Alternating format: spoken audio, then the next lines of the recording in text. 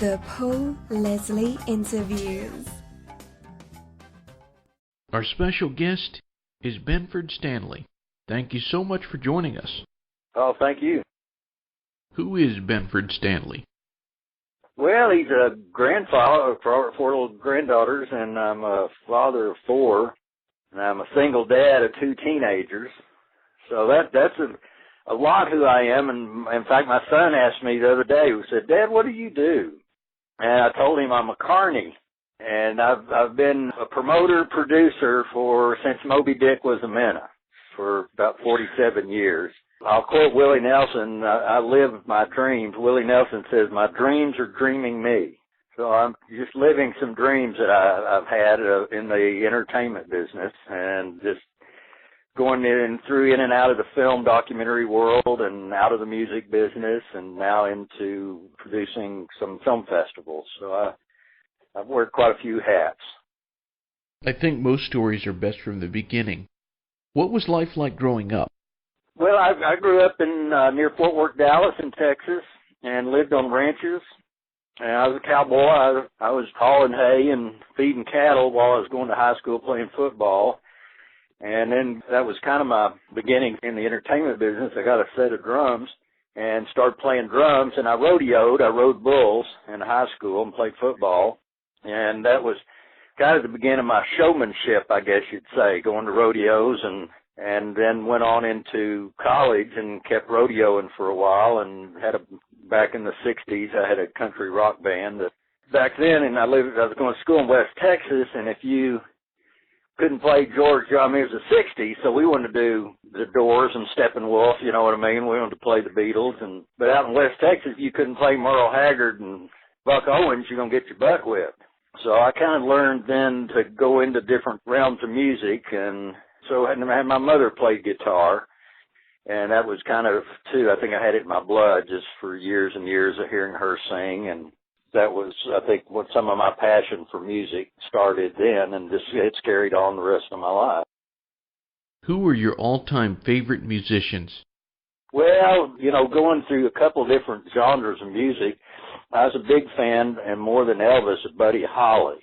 And Buddy had more of an influence. He was, from Texas back in when I was kind of, a teenager and started really listening to music. Of course, I'd watch the Ozzie and Harriet show and see Ricky Nelson. That was, couldn't wait to the end of the show, because every night he would play. So seeing him on TV and then hearing Buddy Holly and being from West Texas, where Buddy Holly was from, and that began to, just really influence me. And living in Texas, of course, you grow up hearing Merle Haggard and Waylon, and a little bit later on, the outlaw movement started. I moved to Austin in 1970, and that was about the time that country rock, progressive country, outlaw country, it was that time Willie moved to town.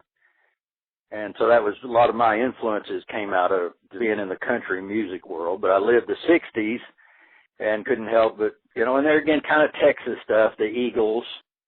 And Don Henley was a Dallas boy, so there's a real connection to him and the Eagles, just folks that knew him. When did you start to think that your profession was going to be the entertainment business? In college, I got a degree in economics while I was doing the 60s and had my band. And then it got to be 1970, and I moved to Austin. And, I realized at one point that I didn't want to be the drummer in the band, because the guitar players would jump off the stage and take the last girls left in the bar, and I had all these drums to pack up.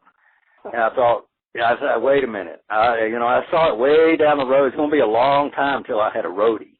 You know what I mean? So I said, you know what? I don't think I want to be the drummer in the band. And because I had a degree in economics, and I was hanging out in Austin, and I knew Gary P. Nunn, who wrote I Want to Go Home to Armadillos, which was the Austin City Limits soundtrack, and Michael Murphy, Jerry Jeff Walker had just moved to town. And musicians are kind of business, entertainment business, show business. You know what I mean? The music business. Well, most entertainers, they hate business. They could care less. And I had a little bit of a knack for it, having a degree in economics. So I started getting more involved in the business end and promoting and managing, helping, artists produce albums, and pretty much just stayed in that realm and had really been a musician, but I worked with them, and it's been my life, really. What brought you out to California? Well, like Kermit the Frog, I wanted to do Hollywood, and just literally, long story short, I was a chili head. I was into chili and produced the World Chili Cook-Off, and I was sitting around backstage at a Waylon Jennings roundup, and there was the Sons of the Pioneers and Bob Will's Old Texas Playboys. And I was sitting and listening to those old boys talk, and I thought, oh my gosh, you guys started it all. So I just started researching history of music and ran across a character named Jimmie Rodgers. And some people may know him as the singing brakeman or the blue yodeler. He's also known as the father of country music. And he had tuberculosis. He died he was 36 years old. On his plaque at the Country Music Hall of Fame, it says, "The man that started it all." And so I just started digging more. My mother used to sing Jimmie Rodgers' song. I worked on the railroad in the summers in high school, so grew up on the railroad. His dad was a railroadman. So I kept finding out more and more about he's the only entertainer. He's in the Country Hall of Fame, the Rock Hall of Fame, the Grammy Hall of Fame, and the Songwriter Hall of Fame. And only 2 white men have received the W.C. Handy Blues Award. Jimmie Rodgers, and he was pretty well, in fact, on his plaque there at the Country Music Hall of Fame, where he was inducted, he was the first inductee with Hank Williams Jr. into the Country Hall of Fame. I discovered that the story was just a movie. And I was working on a documentary because I found out no one had ever done a documentary on it. And so I said, well, oh my gosh. And back then, if you didn't go to Hollywood to make your movie, it wasn't going to happen. You know what I mean? Before the digital age, if you wanted to make a film, you couldn't go to Austin or Nashville or New York. You had to go to Hollywood. I headed for L.A. I had these ideas. I've been doing all this research. It was a great American story. Along the way, I'd met Rex Allen, old cowboy, and Eddie Dean, and just doing research on Jimmie Rodgers. So the story just got bigger and bigger, and I felt like, and I was interviewing some of these old boys, including Les Paul and Buck Page, the original writers of the Purple Sage. He formed the band back in 1936, and these are the guys that influenced the guys now. Those were the guys that influenced Merle Haggard, Willie, and Christopherson, and those. And when I discovered that there weren't any documentaries or nobody was filming or taping these guys, I just thought, this is important stuff. I think I'll do it. So I just headed for California, literally, in a camper. I lived in a camper on Venice Beach for a while. And, of course, I get out to Hollywood, and nobody even knows who Jimmie Rodgers is. It's like, what are you talking, who is this, So and then you got to pay your dues out there. You don't just pull into Hollywood and get a deal, I'll guarantee you that. It seems like Jimmie Rodgers has played a big part in your story.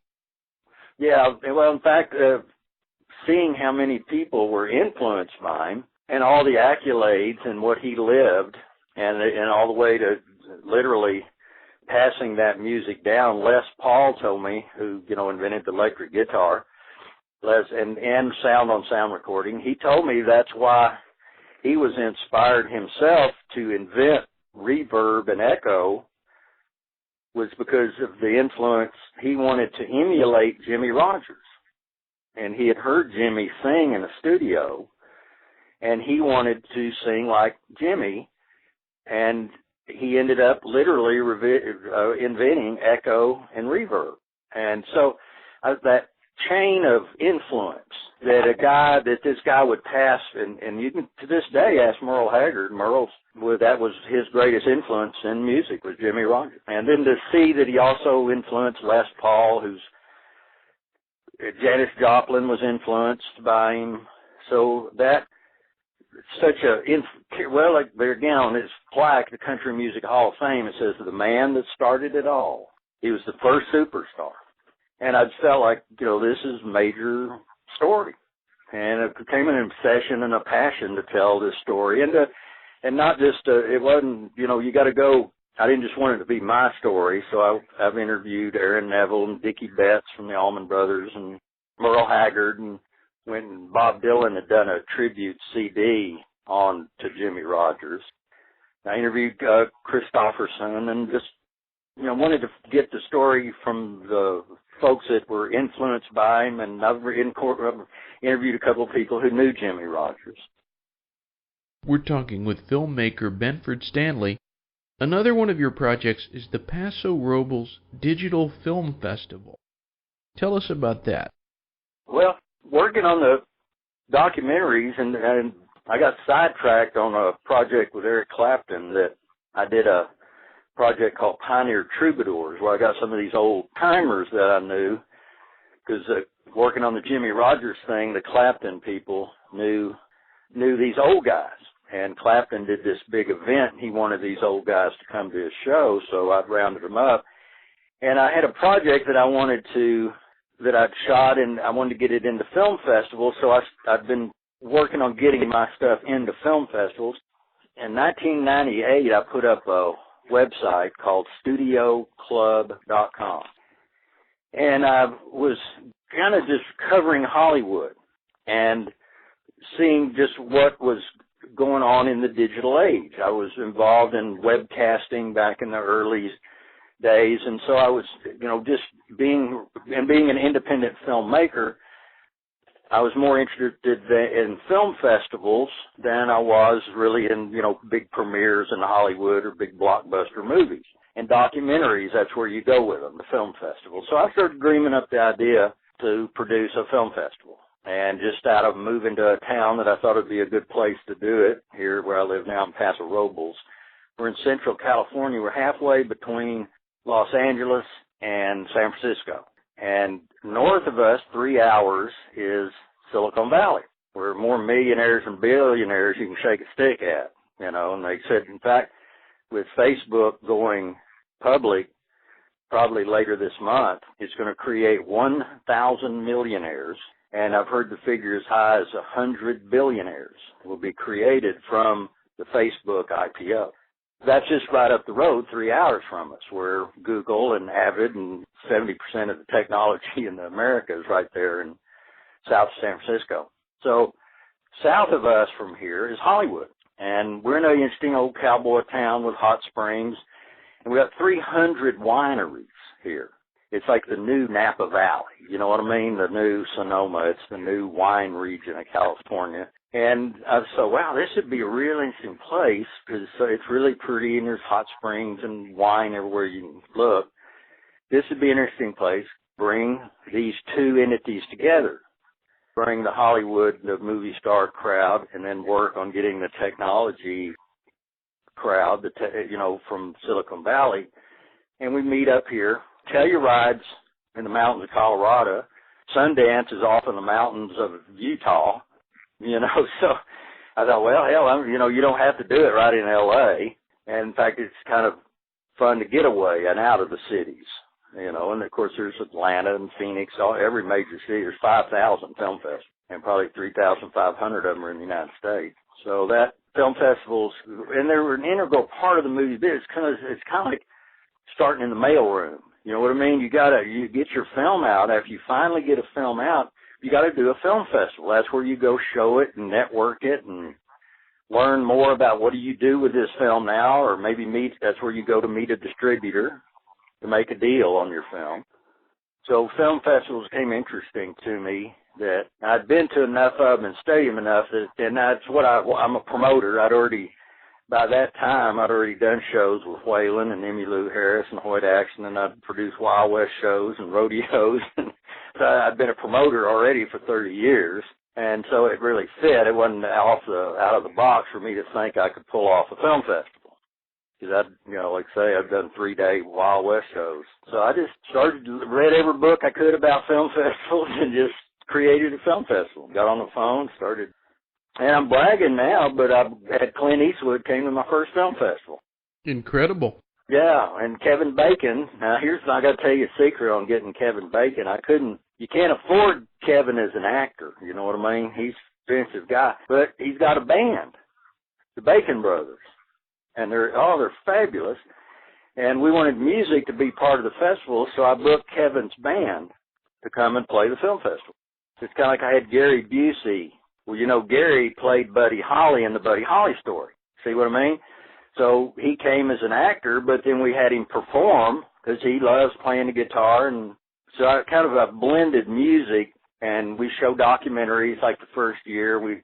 Back Clint Eastwood, we showed his music documentaries. Had just released a documentary on Tony Bennett. And a lot of people don't know that Mr. Eastwood, he composes a lot of the music to his movies and plays piano on them. He and his son, Kyle Eastwood, they're composers, and they work with the sound and putting the soundtracks together. So we honored Clint, and by showing his music documentaries, a side of him a lot of people don't know about.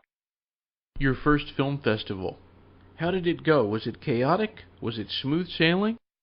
Well, here one thing I've learned, it was chaotic in the sense, Willie Nelson says producing's like getting nibbled to death by ducks.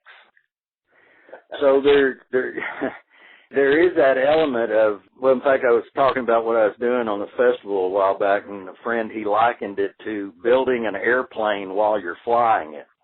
You definitely have to know how to juggle, you know. You've got and a film festival, and then I didn't know, I kind of went a little bit overboard. I thought festival, so we had, I didn't want to just have one thing going on. You got to have a lot going on. So we had the music going on. We had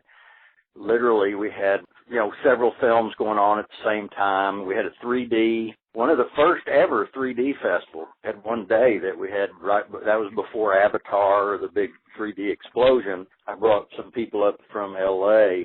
So it's like at an event like that, these shows where you go and they got 3 stages. Like when I I did a Wild West show once, and we had to have all the bucking bulls and the animals and the horses and the stage coaches. And then we had to deal with it on the stage, and we had the bands and the sound equipment and the lighting for music, So behind the scenes, it's definitely chaotic. But you've got professionals. That's the thing I love about the business. You bring, it's kind of like a big concert you go to, all that staging and the lighting and the sound and the catering and and as a producer, that's what you do. You bring all these people together, and you rely then on all those folks to be professionals, do what they do. And, then you, as a producer, just run around touching bases and going crazy all day. I missed the whole festival. Luckily, I filmed my festival so I can see them after they're over. You've mentioned a lot about the music at this Paso Robles Digital Film Festival. Tell us about the music, or maybe if you could name the favorite musical act of yours. Well, what I do is, too, like when I mentioned Gary Busey, we showed the Buddy Holly story. We actually screened it, and I had Gary Busey here because he was nominated for Academy Award for playing Buddy Holly in the movie that we were screening. But what I did, I brought Sonny Curtis, and Sonny was in the Crickets and played for Buddy Holly, with Buddy. They were high school friends. And then I did documentary on Ramblin' Jack Elliott, ran with Woody Guthrie influence. Well, I showed his daughter's documentary on Ramblin' Jack, and I had Ramblin' Jack here to be a guest and showed the movie. So when we even showed, I had the Martin Scorsese documentary, No Direction Home, the Bob Dylan documentary. Well, he did that. The producer of that was Nigel Sinclair, Sir Nigel Sinclair, if I may. He's from Britain, and he did the great documentary on The Who and was producer on this. So we've showed the Bob Dylan documentary, and I had Nigel Sinclair here, to do the question and answers. So you have the music, and the idea is to bring in people involved in the music world, like the Dave Somerville. There's, if you remember the Diamonds, Little Darling, why, and why do fools fall in love? So we did a film on the era of bebop, back in the days of the Diamonds and the Four Preps and Frankie Avalon and And we showed the documentary Chris Montez, who was touring, opening for the Beatles in Europe, and wrote the song Let's Dance. Da-na-na-na-na-na-na. So having those kind of historical characters here with film, with their films or with their documentaries, or with them being here where it's about an era that they lived in. So it had, it like adds and then interact not just with the filmmakers, but with people who are either, these famous movies or documentaries were made up. And we had, like when Ramblin' Jack was here, I was showing a movie, the PBR, the Pro Bull Riding Association. They had done a documentary, and I had all these world champion bull riders here. And a lot of people might not know who Bernie Taupin is, but then if you're an Elton John fan, he wrote many of the great hits and was partners with Elton John forever. Well, Bernie Taupin raises rodeo bulls now. Oh, yeah, so we showed this documentary, and all these bull riders that came, and here comes Bernie Taupin. I didn't know he was even coming. And he shows up. And here, the guy is just, legendary songwriter with Elton John. And then he meets Ramblin' Jack Elliott, and they just become buddies, start working on projects together. So, you get that at the festival. We blend such an interesting group of people, because a lot of film festivals, there'll be only one film star there. And we have 9 or 15. And then by bringing music in, South by Southwest in Austin? Yeah. I was involved in some very early meetings when that was being created in Austin. And it started as a music festival. And it was because, and why the meetings even started, Austin, which I'm sure you know some of that scene there. You probably interviewed people out of there. But Austin scene, there's music everywhere. Like I was saying before, but it's music business. Austin had this incredible music scene, but there was no accountants. There wasn't any lawyers, entertainment lawyers. There wasn't any record companies in town. There wasn't any, so it's just music. Everybody having fun, but nobody's getting anywhere. You can't get there from here. If somebody wrote a song, you kind of had to go to Nashville. And so the idea was to start a music festival conference where you got together business people and the Austin Chamber, and to have them realize, hey, this is big business, the music business. This can be good for all. And out of that began, it started as a music festival, and then some years back they brought in and added 4 days of the music festival. They made a film festival. Then shortly after that they brought in 2 days to be an internet festival. So just last week they had all South by Southwest and brought in 200,000 people to town. The word is it was an income that grossed $170 million brought into Austin from the results of that festival there. So knowing that and being part of all that in the Austin scene, I wanted to bring that into my film festival. A lot of these music producers, music directors, the videos, they don't really, if they're not, all there is CMT. The Country Music Academy of Country Music Awards, MTV, they do the MTV Music Awards, and that's about it. So all of these music directors and producers, and these great videos done, and I was on the lot at Paramount Studios here a while back, all right, and I saw this sound stage, and it's like, oh my God, what's going on here? And there was trucks and catering wagons and lumber and stuff going on. They were building this monstrous set and I went, oh my God, what movie is this? And I asked one of the guys standing there, I said, what movie or what are y'all shooting here? You know what he said? He said, a Carrie Underwood video. They're probably spending $400,000 that day to shoot video.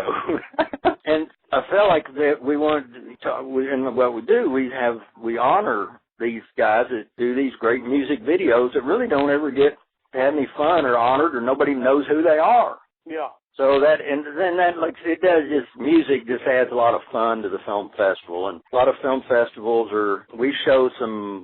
I've got a day where on the state and fate of children. And we show really some sad about child abuse and runaways and autism, but other than that, it's a lot of music. We're not dealing with starvation in India or nuclear reactors or plastics in our food, or we kind of keep it more music history, and it's just a lighter, more fun feeling festival that way. And then we always have one day where we do the stuff for kids, show films on dealing with children in America and problems they're having. What is in the future of the Paso Robles Digital Film Festival? Well, what I mentioned to you earlier, that it's the 5th year of the Paso, but I dreamed up the idea, and part of my just love is going on the road a little bit, with moving, and our festivals, like the area I mentioned we're in, just up the road from us, is Silicon Valley, and I was realizing that we're on a cutting edge. If you Google right now, or anybody listen to this, Google Digital Film Festival, and we come up number 1. And I felt like I need to take this on the road, not just sit here in this little town and once a year do a festival, because it's now the digital age. This is a great time, an exciting time. And I thought, well, why not just take it right to Silicon Valley? I'll take Hollywood to the geeks and the nerds and the billionaires.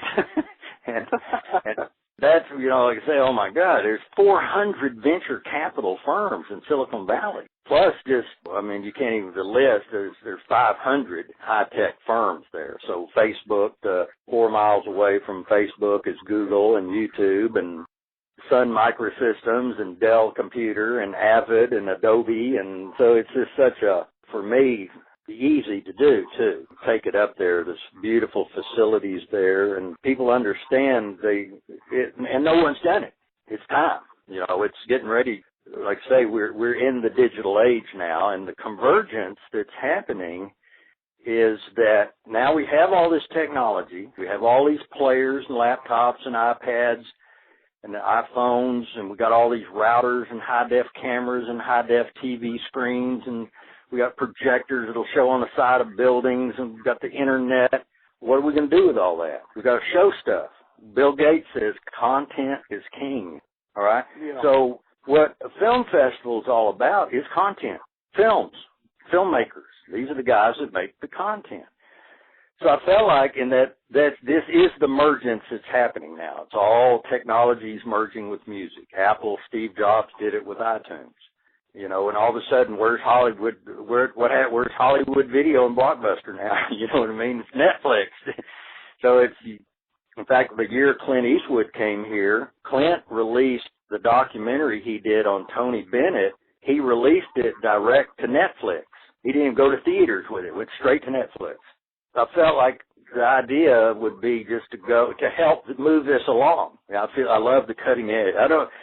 We're kind of saying we don't want to be on the cutting edge. We want to be the sword itself. And so I just dreamed up the idea and got on the phone, and everybody in Silicon Valley I talked to about the idea says, well, come on up. Heck yeah, it sounds great.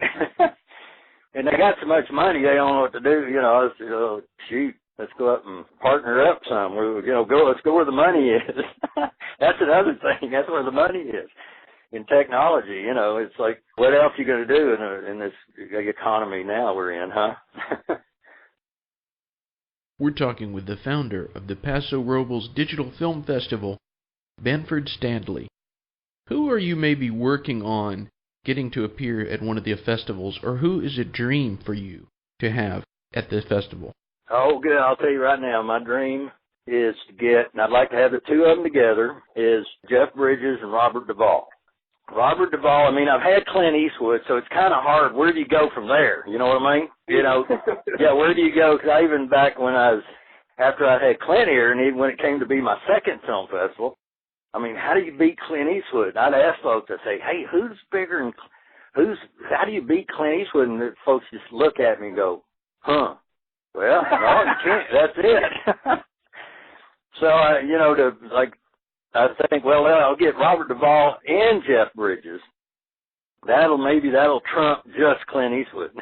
And then Robert Duvall's just, I love Lonesome Dove, and he's like Clint Eastwood, a total integrity. He has a project called openfilm.com that he and James Caan they're investors and advisors of this new premier movie film site. And we've got a channel on this site, so it kind of shows here's old Robert Duvall out on the forefront of digital technology with a digital movie site for online movies. And so he fits the whole, and, you know, and it'd be very befitting. We've already sent a letter. I just hadn't been able to schedule it or make it happen yet. I'm working on the dream to have him here. Did you see Crazy Heart? I sure did. Well, that, you know, he produced that. And Jeff Bridges now has a band. He's got an album out, and then I knew Ryan Bingham, who wrote that song. Ryan Bingham, boy, you ought to get Ryan Bingham in sometime, do an interview with him. But he wrote that lead song, and T-Bone Burnett produced it. So I'd love to get those, I'm trying to book, I'm working on my dream. I'm trying to book Jeff Bridges' band, and then invite Robert Duvall to come and talk to people about his open film, his network, his internet network channel, and to be able to honor him with a Lifetime Achievement Award. What about any other dreams you're working on? Well, we talked about Jimmie Rodgers thing a little. I'm in post-production and going through the process of finishing that. And that'll be a 14-year dream, literally, that I've worked on. And incredible, and a lot of, like, the people I've interviewed have passed away, and Les Paul. But I've got a project that I was born from, and I mentioned this earlier, from the work I did with Eric Clapton. We put together this show, and I dreamed up a project called Pioneer Troubadours. And I want to create a reality series that weekly we go out on the road with a legend, be it Merle Haggard or Jackson Browne or Bonnie Raitt or any of those road warriors, the guys that have been like Steve Miller, the Steve Miller Band. Or what we do, we go, just really all we got to do is spend a day. Well, let me back up a little. Where some of this was also born was I went on tour. I was working with Merle Haggard on Merle's documentary for about 2 years.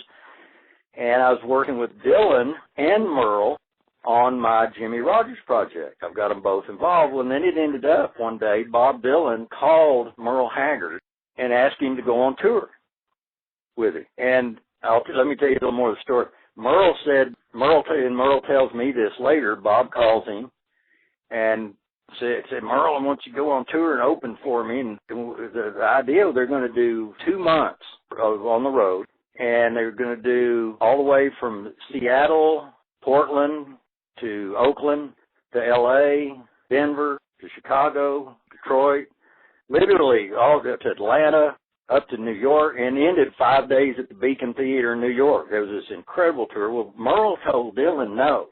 And the story is that Merle, and this is what Merle tells me, he said, well, heck, he wanted to do it in the winter time. What do I want to get out on the road like that in the winter time? And then he said, and I don't open for many people, maybe Willie. And then he said, well, and then the money wasn't right. I didn't need the money. And so he told him no. And then he told his ranch hand, after he told Dylan no, he said, go in town and get me some Dylan CDs. And he ran into this ranch hand, goes in town, gets him 3 CDs, brings them back. Merle listens to them, picks up the phone, calls Frank Mull, his manager. Frank's kind of Merle's man, takes care of him. And he said, call the Dylan guys. Tell Dylan I'll do the tour. That little son of a bitch is a genius.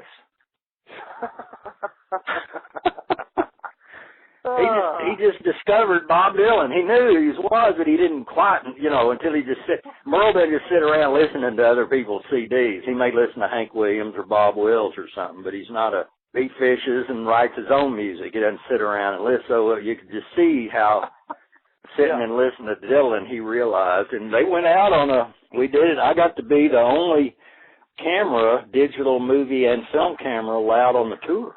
Amazing. Oh, God, it was. It's like, how did I get here? And after 2 months on the road, and what I saw, Paul, was, from these shows, the production, we had 7 buses. Dylan had 4 buses, and we had 3. And there were 3 18-wheeler trucks and a merchandise truck. And they pull in 11 in the morning, and they got to unload all that equipment and the sound systems and get it up all before sound check. And then they sound check. Then they wait on catering, and then they sit on their buses and then they do the show and they load all that stuff up and they got to hit the road because they got to do it again the next morning in the next town. Because you just can't hang around. When you're out on the road, you don't hang around hotels. You got to get down the town to the next show. And you got to go at least 400 miles because you can't do a concert within 300 miles. You know, you know what I mean? Because then you'd be conflicting with the audiences. These guys have got to travel usually 400 miles a night. So here I am on one of Merle's buses, and I'm watching this thing go down the road with them. And as a filmmaker and filming it, I thought, oh my God, talk about reality. And you've seen these systems, these guys, and they fly the sound and the lights and the cord, what it takes to load those 18-wheelers and to unload them and go on the road. And I thought, nobody gets to see that. Maybe you can see backstage, and then on the bus. And then that's the best time. And you know this, in interviewing people, you got to find the downtime for them. The famous people, and two, you can't bother them, or if they're busy or they're shooting or whatever, but the best downtime, that's when Merle or Steve Miller or Jackson Brown or anybody like that, they're just hanging out on the bus all day, waiting on the band to set up and the equipment. Then they're sitting around waiting on Kate. They're either in a hotel room or sitting on a bus all day, every day, out on the road. So it's the best time in the world to get to them to do interviews with them. So that's kind of the dream project right now. And then weekly, and then for me, what I want to do is be able to, and I didn't mention Kenny Chesney. I want to go out with just legends. Some of the old boys from the 50s and the 60s and the 70s, the Eagles, and you remember Pure Prairie League and New Riders of the Purple Sage, the Leonard Skinner guys. So it'd be a reality TV series, and then that would allow me to get out and have a budget to get some of these great stories. Because that's what I'm finding is these great stories, not of just these old cowboys aren't getting told, but nobody's even telling the stories of these younger road warriors and legends. So that's to answer that question, that's the dream, really, to finish that project and get it sold and start filming it. What is the best thing about being Benford Standley?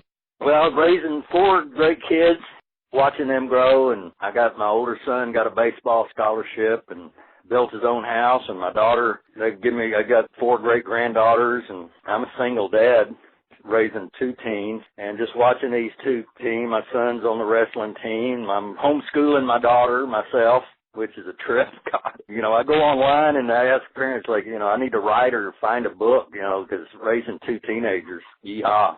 And so that's just joy of my life right now. And I'm writing a book on all just my experiences. So my memories now, going back and seeing the stuff and footage from Les Paul and myself remembering these great men that I've got to meet and know and talk to and look at the pictures I took of them, that really, looking back at my life as I work on these projects is just a great joy. What would you say to anyone listening in? Well, support your filmmaker, your documentary filmmakers, I'd say, being one myself too.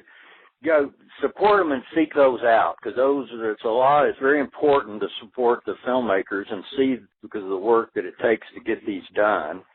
And by people going online and now buying them through iTunes or download them or go on to Facebook and see that, look at, history and help preserve it. If anybody's involved in film right now, there's just a lot of ways that you can actually become a filmmaker right now and go online. So just tell people I love inspiring movie makers to go out and just make your film, do that. And then just on a personal note, I'd love to drive some interest, if anyone has, to go check out our film festival site. I'm going to give you the one for the digital festival because the Paso is on it, but it's digitalmediafestival.com. And there you can see these festivals. And we film the film festivals. And so we're creating an online experience. So if you can't even come here to California to attend the festival, you can go on the website and we'll be streaming live from the film festival. So it gives you the chance to actually have the experience of a film festival and not go there. And you'll be able to interact on Facebook and through emails and Skype. We're going to do where you can Skype back into the film festival by just going to those websites. The world gets smaller and smaller. Boy, it is. Well, look what you're doing, too. I mean, it's great to be able to, you and I are on the other sides of the country and can connect, and you can spread the stories now electronically, which, for you to get these stories, and to do it on our own. We don't have to wait on Hollywood to give you a deal, or you can literally, that keeps so much.